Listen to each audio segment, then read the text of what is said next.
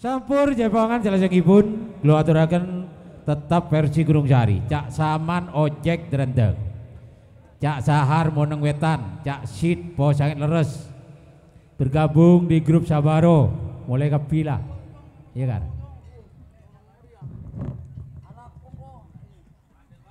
Cak Sapi Gunung Tugel. Pak Kampung Sipul Mandi Gunung Tugel. Cak Suwarno Bakso Patalan. Cak Markacong MD Tungga.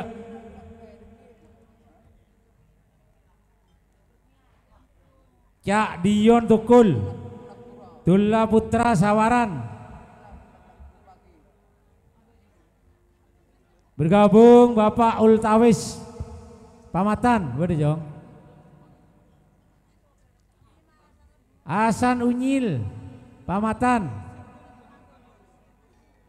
Pak Indriani Pamatan.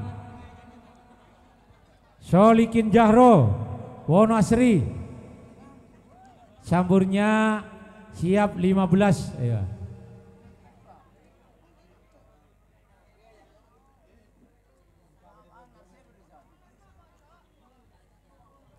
Sadi Putra Kropak. Ora tak Mat Putra bodoh.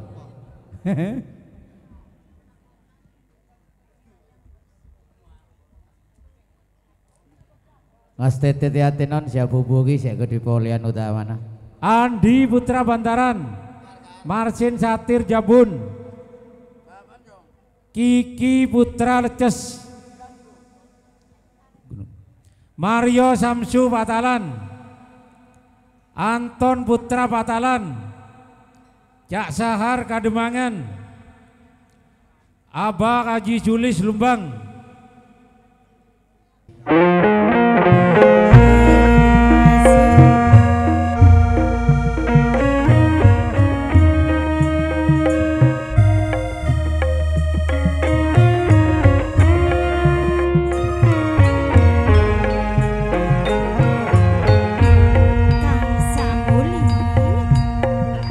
Semua ngalak bebenjok Barto.